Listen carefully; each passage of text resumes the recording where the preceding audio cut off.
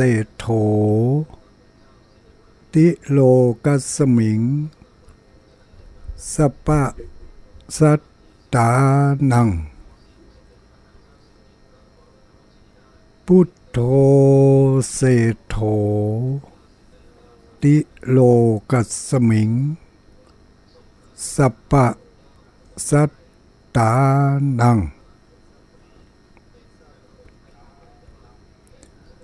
ขอความนอบน้อมแด่องค์สมเด็จพระสัมมาสัมพุทธเจ้าขอน้อมอภิวาทแด่พระสัทธรรมเจ้าขอน้อมนมัสการพระอริยสงฆ์เจ้าขอถวายความเคารพท่านพระคุณเจ้าท่านเจ้าคณะพระสังฆาธิการท่านครูบาอาจารย์พระสงฆ์องค์สังฆเจ้าทุกรูปทุกตนทุกองค์เจริญสุขเจริญพรสวัสดียามค่ำคืนมายังพุทธบริษัทอุบาสกอุบาสิกาทุกผู้ทุกคนที่กำลังเปิดเครื่องรับฟังอยู่ในเวลานี้ค่ำคืนวันนี้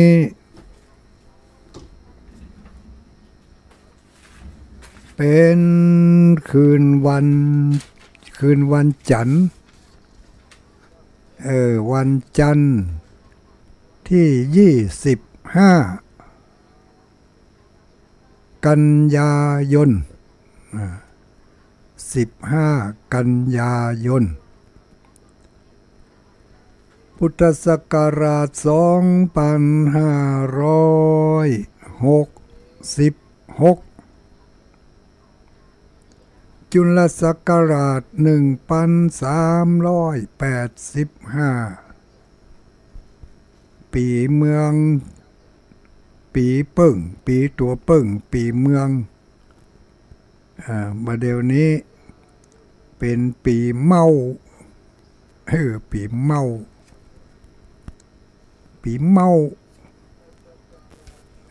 ภาษากลางเรียกว่าปีเถาะคนเมืองว่าปีเมาภาษากลางว่านามกระต่ายคนเมืองว่าเปิ่งกระต่ายไผเปิ่งไผมโหเนาะเปิ่งกระต่ายคนเกิดปีเมาเปิ่งกระต่ายมาเดี๋ยวนี้ปีเมานะใจเป้ายีเมา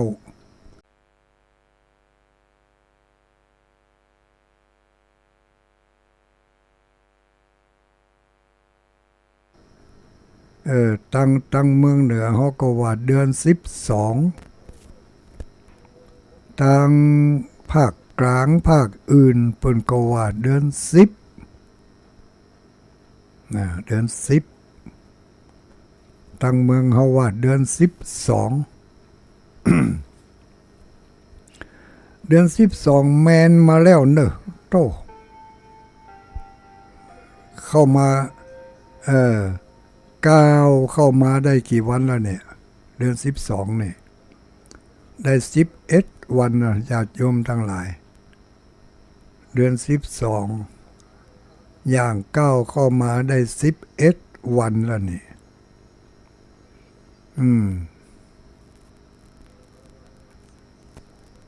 12 13 1411เนาะ12ค่ำ13ค่ำ11วันก็คือ11ค่ เดือน12เริ่มต้นมาได้11วันก็คือเดือน12ออก11ค่ำพร่ำว่าเป็นวันจันทร์จันทรังสีวันนี้เป็นวันจันทร์เมื่อคืนวันจันทร์นี่ทุกคืนจะได้ยินเสียงอันแหบห้าวๆของตุลุงดอยนะตุลุงดอย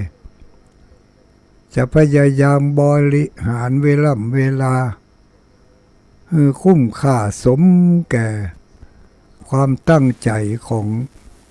เจ้าของสถานีทุกที่ทุกแห่งมาเดี๋ยวนี้ไปพดออกไปโลกโซเชียลปุ่นเนอห้วยวันนั้นหันกำหันออกในเฟซบุ๊กปุ่นน่ะถ้าจะวัดฝ่ายหินเพิ่นถ้าจะจัดเนาะเพราะว่าตอนนี้สถานีที่รับสัญญาณจากตุลุงดอยพระธาตุม่อนจอมพออำเภอเวียงป่าเป้านี่จังหวัดเชียงรายไปก่อนเนอะญาติโยมทั้งหลายจังหวัดเชียงรายที่ตุลุงอยู่นะอยู่จังหวัดเชียงรายอำเภอเวียงป่าเป้าอำเภอเวียงป่าเป้าจังหวัดเชียงรายมาเดี๋ยวนี้กำลังออกอากาศส่งสัญญาณไปยังไปยังสถานีส่วนกลางก็คือสถานีวัดปากทางเจริญเนาะคลื่นสีขาวเพื่อชาวประชาวัดปากทางเจริญเพื่อก็ส่งไปที่ต่างๆทำไปที่วัดฝายหินอำเภอเมืองเชียงใหม่ส่งไปที่ห้วยตองซักอำเภอจอมตองส่งไปที่ลำปูนส่งไปข้ามเขตจังหวัดส่งไปลำปางนี่ก็ไปหลายอำเภออยู่นะพร้อมกันนั้นก็ส่งไปที่จังหวัดน่านนี่จังหวัดน่านภูเพียงเมียงน่านพร้อมกันนั้นก็ยังส่งไปที่สถานีอย่างก็เมืองแป่สถานีเมียงแป่นะแล้วก็ยังส่งไปจังหวัดพะเยาแถมส่งไปที่อำเภอเม็ดใจแถมนะมีหลายสถานีที่เพิ่งกำลัง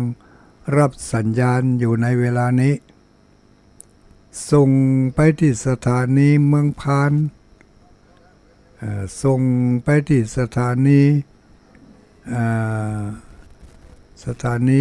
เชียงแสนเนาะเชียงแสนส่งไปที่อำเภอแม่จันแม่จันสันโค้งเรดิโอนี่อำเภอแม่จันก็ส่งเข้าตั้งสถานส่งเข้าในวิทยุของแต่ละคนที่เปิดหมุนมาจับใส่พอดีอีน่ะเนาะก็ลองฟังกันต่อไปถ้าไผ่หมุนมาปะใส่สถานีแม่จันนี่ส่งขึ้นไปแถวแม่สลองบนน่ะโอ้ถ้าจะแม่นพี่น้องแม่สลองฟังอยู่บึดโทรมาให้บอกให้กำเนอะว่าฟังจากสถานีไหนมันก้ำกึ่งกันนะเนาะจะเป็น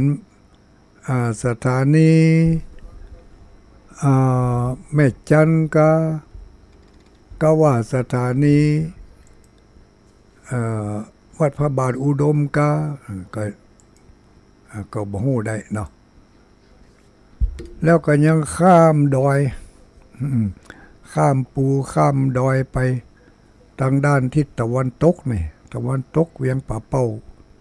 ตะวันตกเฉียงเหนือไปที่วัดพระบาทอุดมวัดพระบาทอุดมน้ำบ่อซาววาเพิ่งก็รับสัญญาณอยู่กระจายแผ่ปกคลุมไปทั่วอำเภอฝางอำเภอ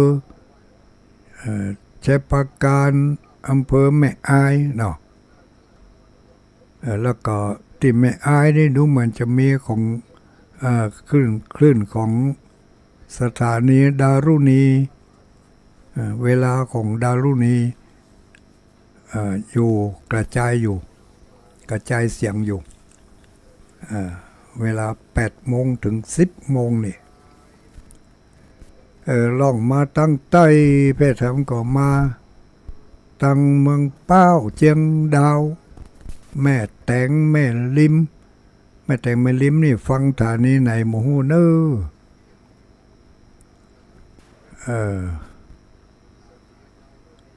ก็ว่าจะฟังวัดฝ่ายหินจะมาถึงว่าหาวัดฝ่ายหินนี่แม่แตงแม่ลิมพดเข้าสันทรายแจ้งมาแล้วชัดเจนเจ้าขอบคุณขอบใจพะเยาก็แจ้งมาแล้วพะเยาก็แจ้งมาละ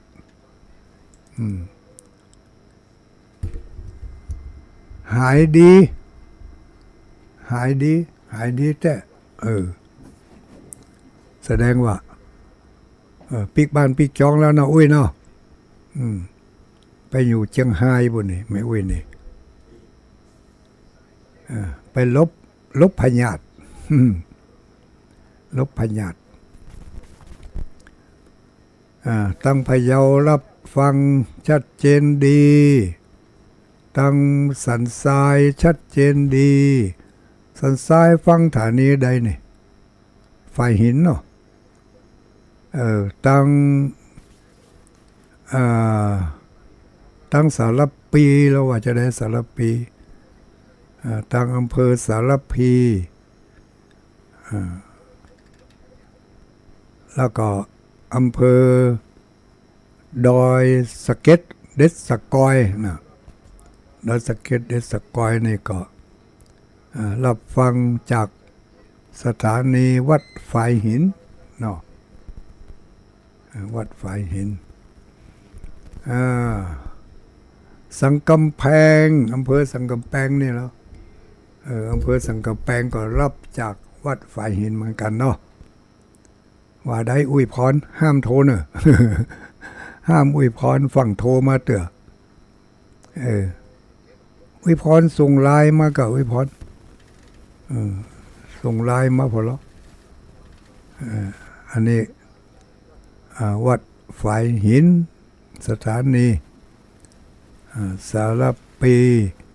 แล้วก็พดไปตังหางดงสัมปะตองหางดงสัมปะตองดอยลอแม่วางอันนี้ก็รับจากคลื่นสีขาวเพื่อชาวประชาจากแม่วางก็พดไปปุ่นเด้อพดไปตังแม่แจมเนาะแม่แจมเปิ้นฟังเมื่อคืนก็จ้าแม่แจมนี่พี่น้องญาติโยมทางอำเภอแม่แจมถ้าฟังตังมาค่ำมาคืนได้ก็แจ้งบอกมาให้จิมเด้ออันนี้แม่อุ้ยน้องไว้สาเจ้าฟังอยู่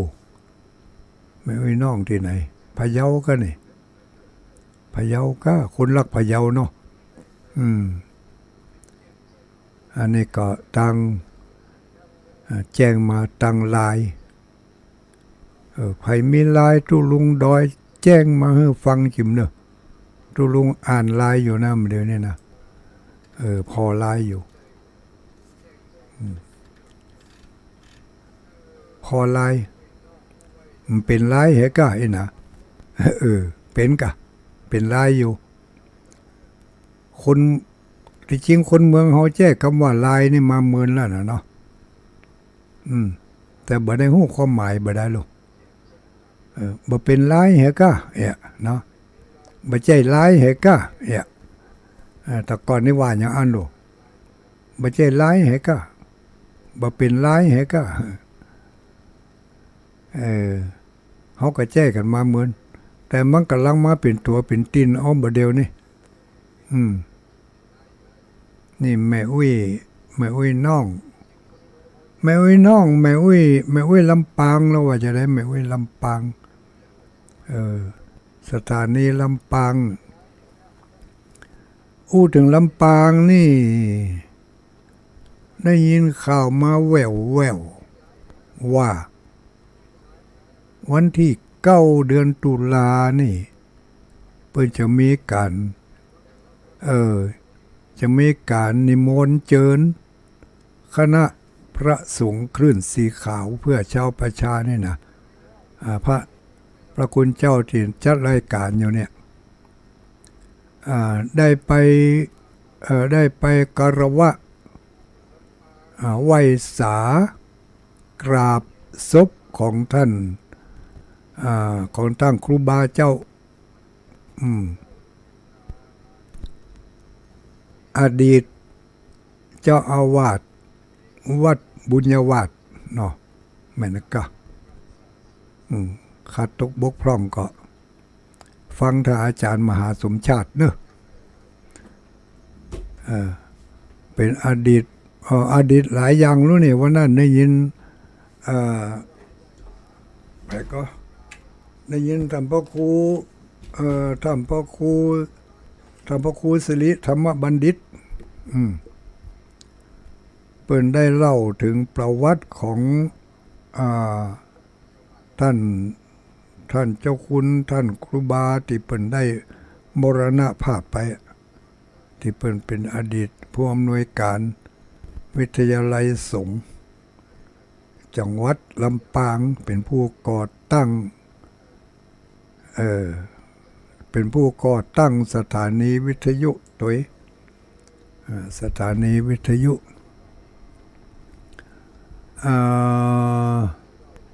สถานีวิทยุวิทยาลัยสงฆ์นครลำปางอีกเนาะมันไม่ได้ว่ากันบ่อยมันเป็นเอี้ยนี่จะได้ไปกราบไปไหว้ที่เพิ่นได้มรณภาพไปได้ยินทางอาจารย์พระครูบรรยงอภิวัฒนวิกรมเพิ่นว่าเพิ่นจะจวนหมู่เจ้าคลื่นสีขาวเนี่ยตึงไปนอกไปในนี่ได้ไปกราบศพเพิ่นสักวันคร่าวๆมาก็ประมาณวันที่9 เดือนตุลานี่นะรายละเอียดอย่างใดก็รอฟังท่านผู้อำนวยการคลื่นสีขาวแจ้งเป็นกิจลักษณะทำกรรมเนาะ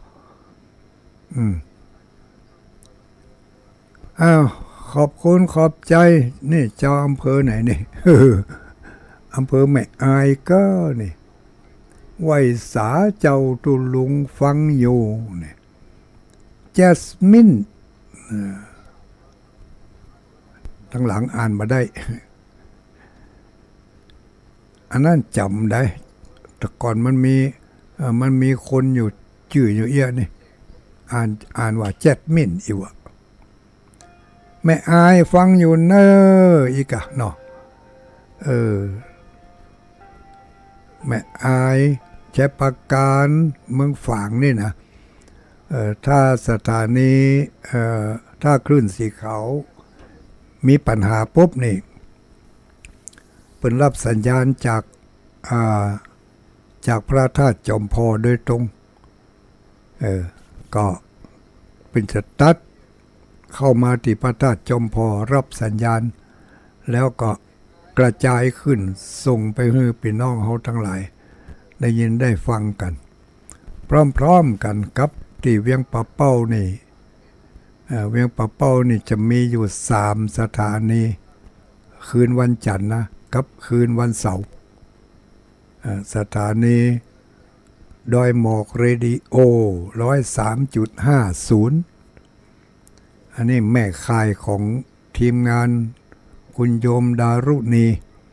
ที่กระจัดกระจายไปทั่วทุกอำเภอจังหวัดเนี่ยที่รายการของ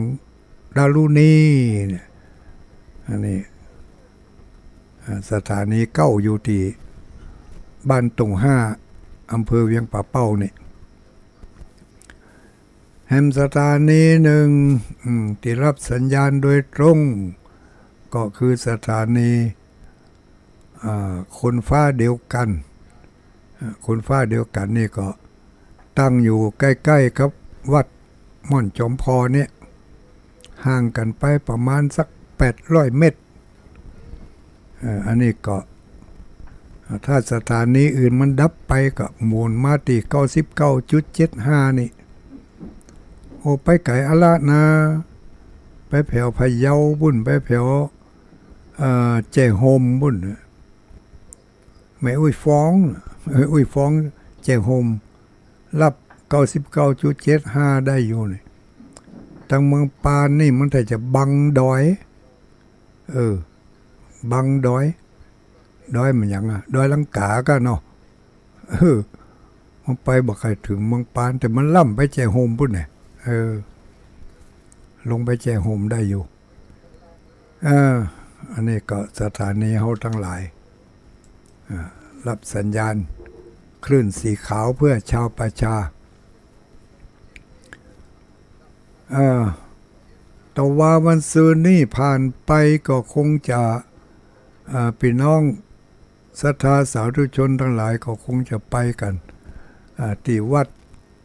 บรรพตสถิตเนาะเปิ้นตานเพชรตานผีตานเก้าอี้ตานโต๊ะตั้งมานั่งอันยังกันอยู่ก็เรียบร้อยไปละก้ามาได้ติดตามข่าวคราววันนั้นอาจารย์มหาสมชาติมานอน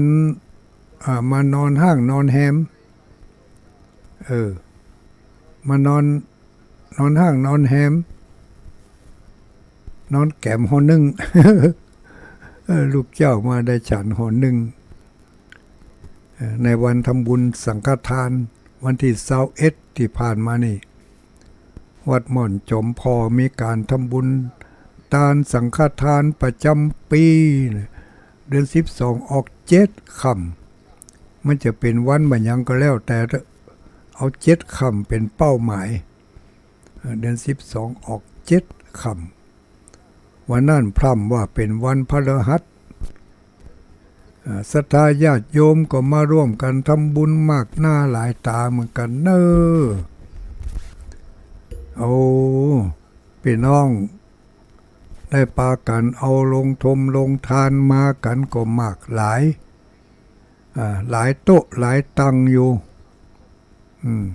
ก็ขออนุโมทนาขอบคุณขอบใจแรงน้ำใจสายศรัทธาปุ่นมีแผ่วเป็นน้องญาติโยมท่านพระคุณเจ้า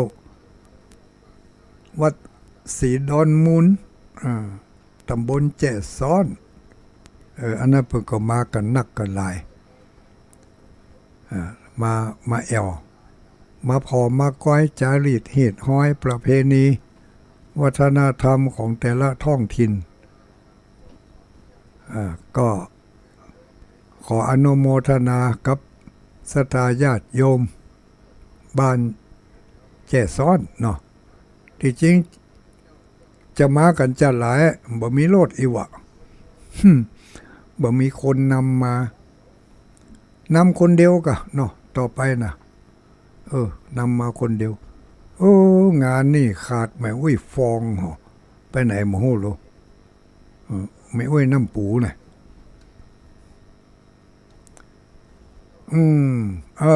นี่เวียงป่าเป้าก็ฟังอยู่ฟังสถานีใดดูต่างฟังเนี่ยเวียงป่าเป้าเนี่ย3 สถานีสถานีสุดท้ายปุ่นก็ สถานีแม่ขจานโมเดิร์นเนี่ยแม่ขจานโมเดิร์นนี่94.50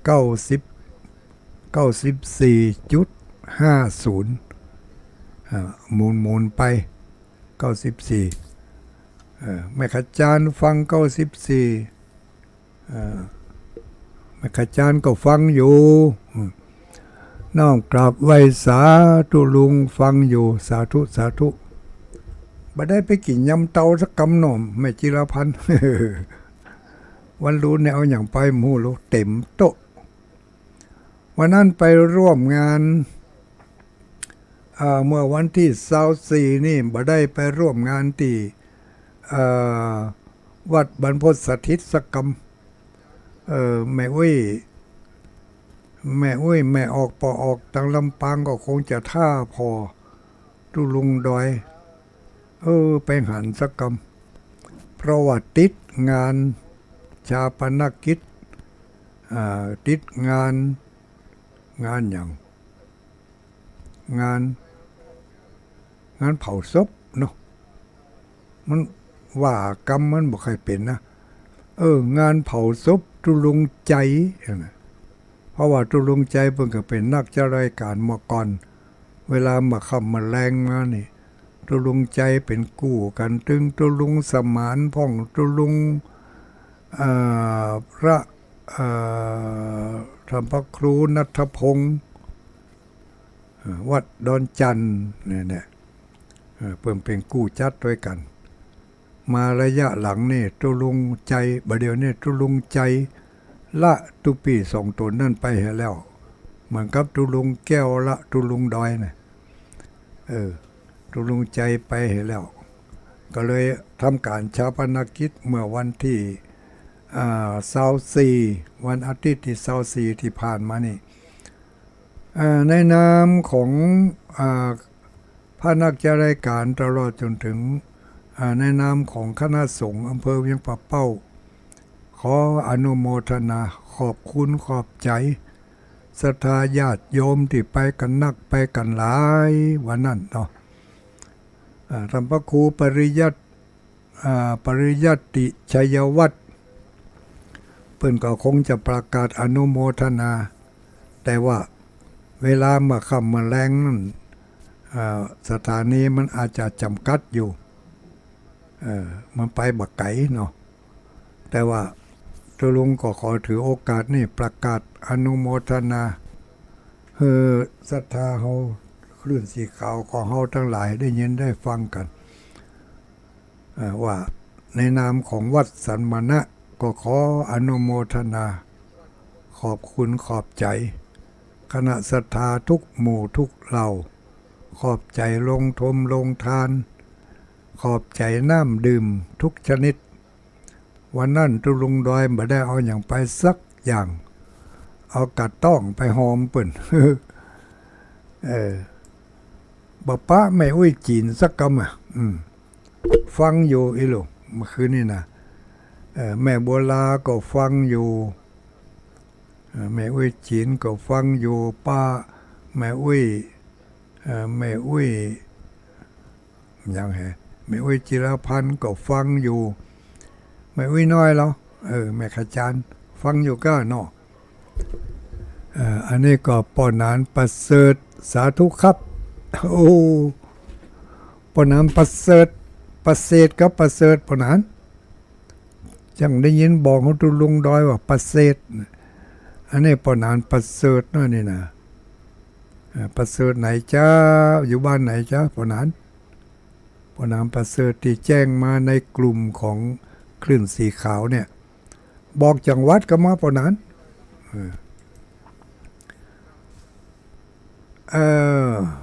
ชัดเจนดีเจ้าป่อฟังอยู่อันนี้อันอย่างนี้น้องพรชื่อมันเหมือนอย่างก็น้องพรนี่ชิชบาชิชบาฟังอยู่สันซ้ายเนาะ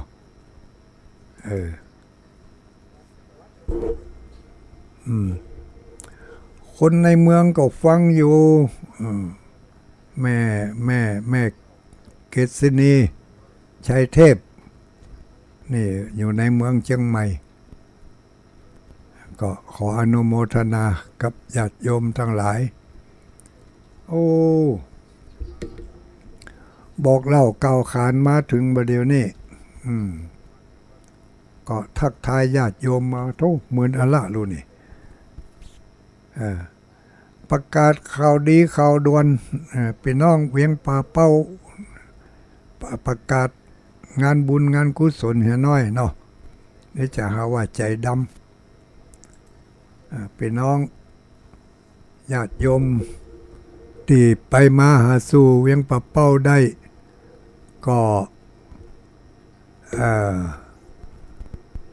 ประกาศรับทราบโดยทั่วถึงกันเนอะตัวลุงแม่จันนองยาวฟังอยู่ฟังต่อไปเนอะสมพินบุญทา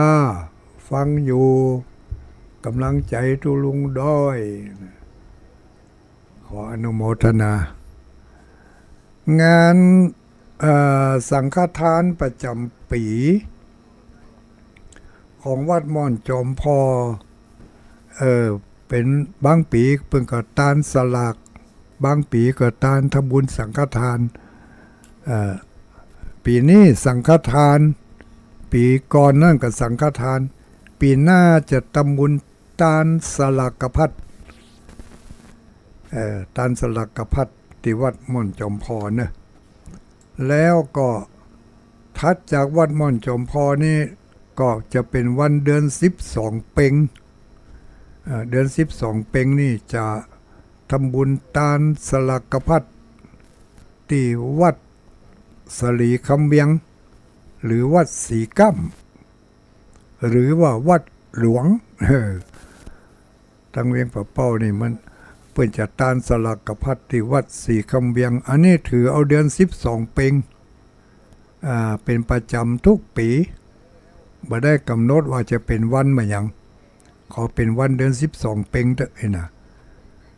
เดือน12เพ็งนี่ก็จะเป็นวันประเพณีตานเพชรตานผีตานหา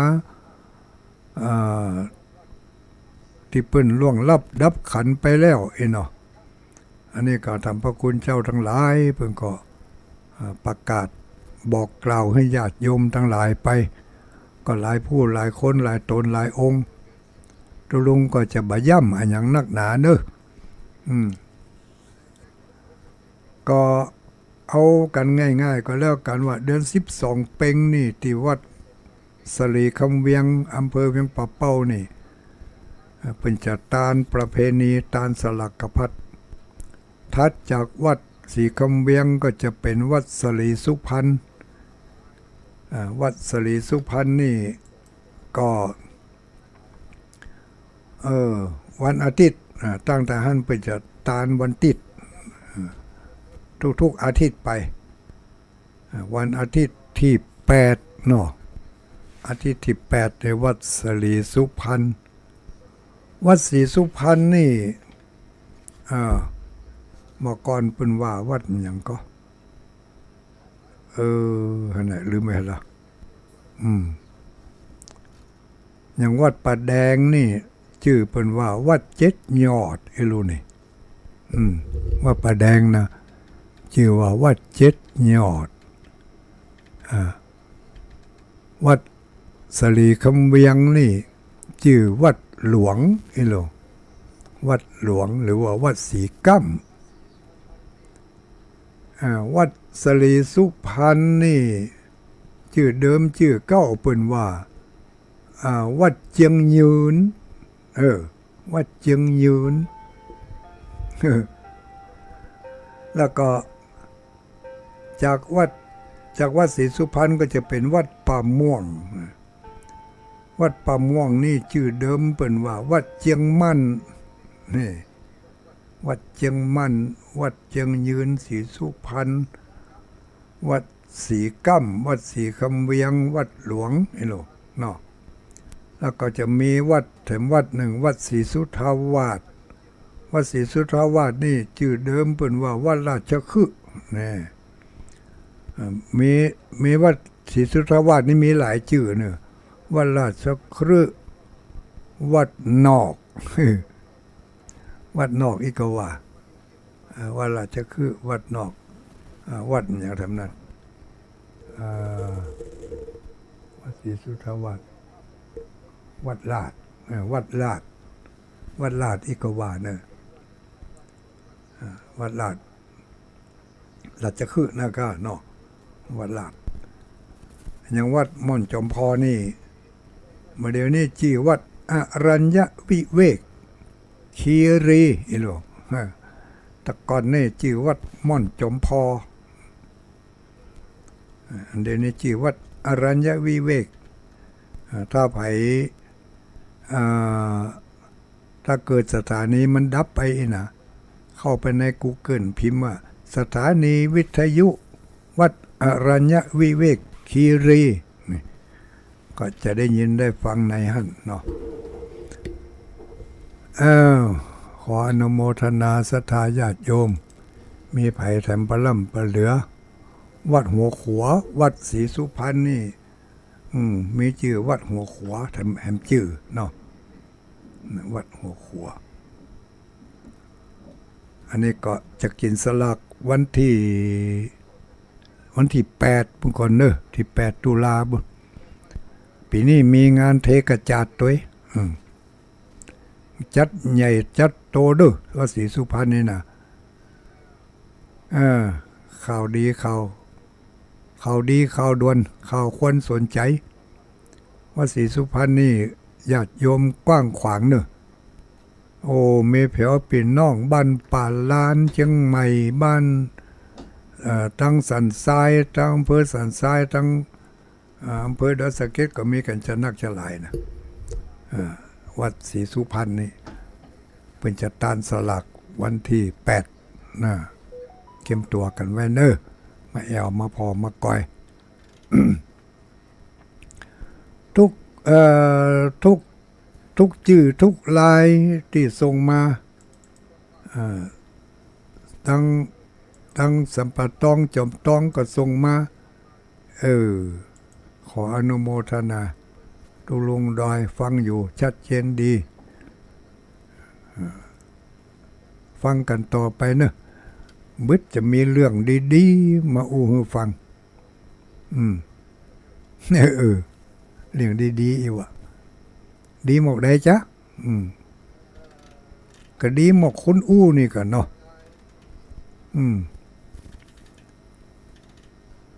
ดีเรื่องดีๆที่จะแจ้งให้ทราบนะก็มีอย่างใกล้กินใกล้ตานอีกก็เดือน12เพ็งนี่กันเนาะเดือน12เพ็งวันปล่อยเพศปล่อยผีเปิ่นปล่อยมาตั้งแต่มาเดือน12ออกค่ำพุ่นเนาะอันนี้เป็นคติความเชื่อของแต่ละท้องถิ่นท้องถิ่นตั้งภาคเหนือเขาก็เชื่ออย่างนี้ตั้งอื่นตั้งไกลเพิ่นก็จะเชื่อไปทำอย่างหนึ่งแต่จะเชื่ออย่างใดก็แล้วแต่มันก็ไปประมวลอยู่ในคำว่าศรัทธาในทางพระพุทธศาสนาเมื่อมีศรัทธาแล้วก็ย่อมจะมีเกิดเป็นกำลัง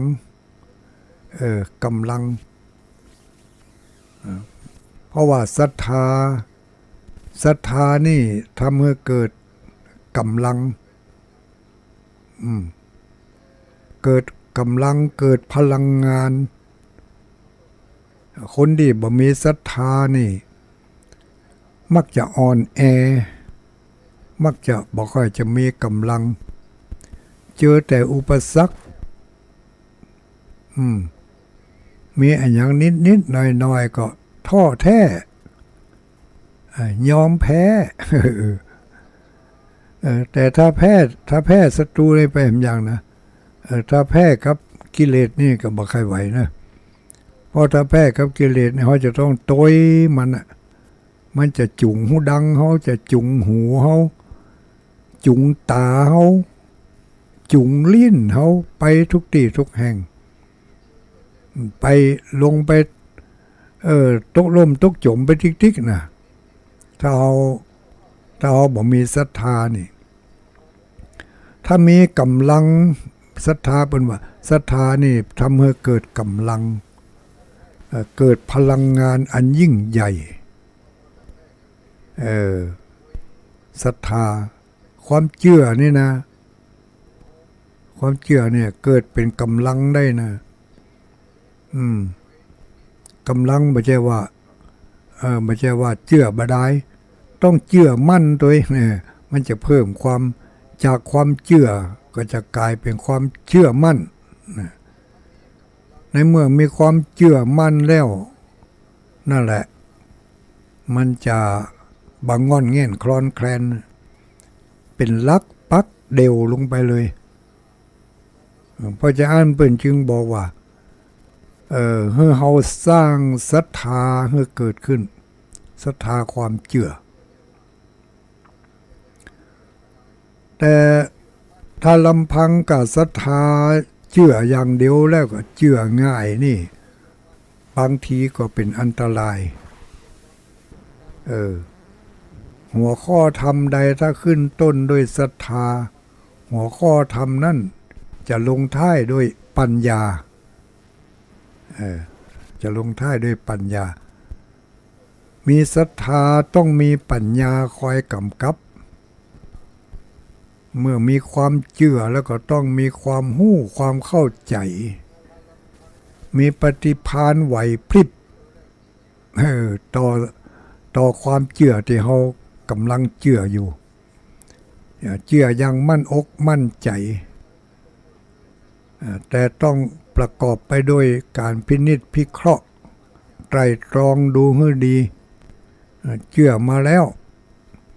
ยังดีกว่าปฏิเสธตึงดุลคนที่บ่เชื่ออย่างเห็นเลยนี่ปฏิเสธตึงดุลนี่อันนั้นนี่เข้าข่ายงมงายเข้าข่ายงมงายเชื่อไว้ก่อนแล้วก็เอามาพินิจพิเคราะห์ไตร่ตรองตรึกตรองใจปัญญาพินิจพิเคราะห์ดูว่าความเชื่อของเขาเชื่อในสิ่งนี้มันจะให้ประโยชน์มากน้อยหมกใดแล้วก็จะให้คุณก็ว่าจะให้โทษถ้าเขาเชื่ออย่างนี้จะเข้าข่ายของความเป็นคนงมงายหรือไม่ก็ต้องพอซ้ายพอขวาพอหน้าพอหลังพอคนรอบข้างมีความเชื่อในเรื่องเดียวกันแต่ความเชื่อในเรื่องเดียวกันแต่ความเชื่อของเปิ้นเชื่อแล้วเปิ้นได้ประโยชน์เปิ้นเชื่อเปิ้นได้ประโยชน์เกิดคุณค่าทางความคิดทางด้านสติปัญญาแต่ความเชื่อของเฮานี่บางทีบ่เกิดประโยชน์ปลายบ่ปอยังทำให้เกิดโทษด้วยแถมพอเฮาเชื่อแบบขาดปัญญาขาดการไตร่ตรองขาดการไตร่ตรองเมื่อเชื่อแล้วก็เชื่อจนหัวปักหัวปั๊มมายอมแมนไว้สักหน่อยเอาแมนไว้พ่องกะเอาแมนไว้เราจะได้เอามาใส่จะได้มาสืบมาเสาะมาค้นอย่างการเชื่อเรื่องของการทำบุญทำทานอย่างนี้เรื่องการทำคุณงามความดีอย่างนี้เนาะเป็นว่าทำดีได้ดีทำสั่วได้สั่วเขาลองเอามาไตร่ตรองเอามาคัดเกลาพอทำดีได้ดีมันได้เมื่อใดนะทำดีเพื่อว่าทำดีได้ดีนะทำบุญได้บุญบุญมันเป็นอย่างใดเขาทำบุญนั่นทำอย่างใดเนาะทำบุญด้วยการ ตานขันเข้ากาโดยการบริจาคเป็นเงินเป็นทองจตุปัจจัยกาอู้ถึงการบริจาคเป็นจตุปัจจัยก็มีแต่ว่าวันซื้อนี่ได้รับบริจาคมาใน2 รายนี่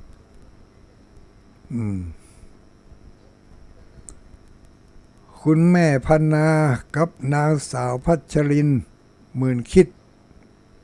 ร่วมเป็นเจ้าภาพทาสีพระเจ้าทันใจขออนุโมทนาเนอะพระเจ้าทันใจมันเก่าพอจะ10 ปีนี่แล้ว10กำแล้วก็2555สร้างพระเจ้าทันใจเดี๋ยวนี้66เรารู้ก็ได้10 ปีกันเนาะ10 ปีไปก็ขี้ไข่คู่พ่องตะไคร่น้ำพ่องอันยังพ่องขี้ฝุ่นแล้วก็ปลายบะปอแมงเพิ่งแมงมิ้นขึ้นไปจับไปติดพอแล้วก็มนเล่าเศร้าหมองก็เลยคือใจว่าจะทาสีพระเจ้าแถมใหม่วันนั้นก็ประกาศไปกรรมก็มีผู้ร่วมบริจาคมาก็หลายคนอยู่แต่ว่าไม่ได้เอาจื่อมาไว้ที่นี่ลืมไปแล้วไผ่พระล่ำเปลือมหูอันนี้มีอยู่ในซองนี่คุณโยมแม่พันนากับนางสาวพัชรินอันนี้เป็นอยู่บ้านปูนจำบอนสีร้อนใจแต่เจ้าตะวาแต่เจ้านี่มีแม่แก้วลุนแก้วดีบ้านเฟยไฮเนาะนี่เพิ่งก็ได้บริจาคกาน้ำกาไฟมานี่ขออนุโมทนาเนอะแม่แก้วลุนแก้วดีนี่อันนี้ฝากมากูเดือนกันลูกบ่าวเพิ่นมาเก็บกาไฟเลยฝากมาตัว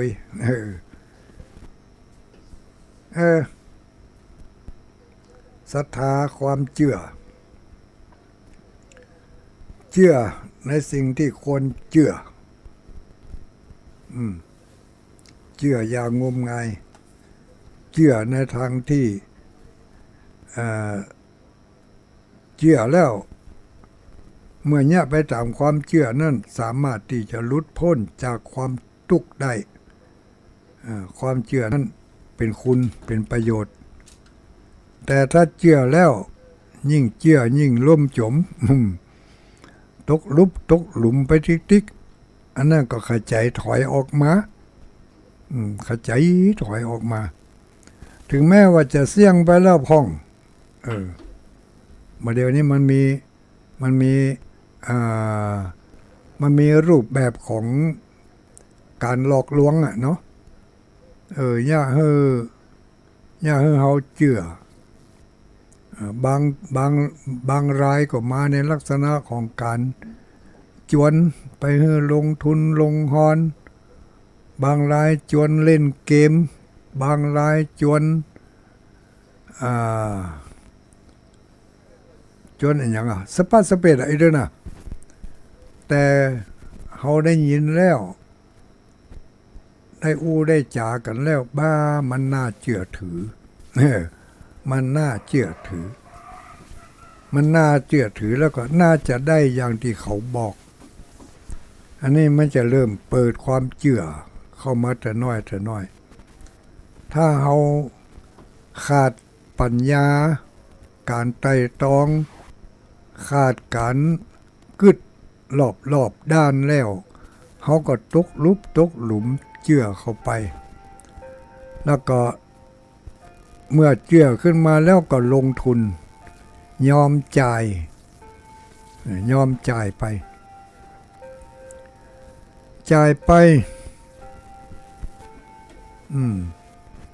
แฮม5 วัน10 วันจะได้คืนแน่นอนลงทุนไปเลย 1,000 บาทพอถึง5 วัน10 วันได้มาแต่ได้มาแต่ อันนี้ก็สร้างความเชื่อมั่นให้เขาแถมทีแรกเขาเชื่อลูกเชื่อแล้วก็ลงทุนไปยอมไปเลยปัน2 ปันเป็นอย่างนั้นถ้าได้ก็ถือว่าดีถ้าบ่ได้ก็ถือว่าขว้างไปพอดีเขาบัดตันเกมเขากะเนาะบัดตันเกมเขาฉลาดกว่าเขาฮู้ว่าเขาเชื่อแล้วเนี่ยจะได้จะให้เขาเชื่อมั่นยิ่งขึ้นเขาก็ตีทุนคืนมากะกำไรลงทุนไปแล้ว 1,000 บาทแหมเดือนหนึ่งกา15 วันกานี่ได้ทุนคืนนะได้กำไรตัวยอมมาเลยเขายอมลงทุนเขายอมเสี่ยงกำไรแก่เฮาเลยอาจจะมา1,500กา1,100 1,200กาหรืออาจจะมา 2,000 เลยก็นี่พอมาปุ๊บจากความเชื่อธรรม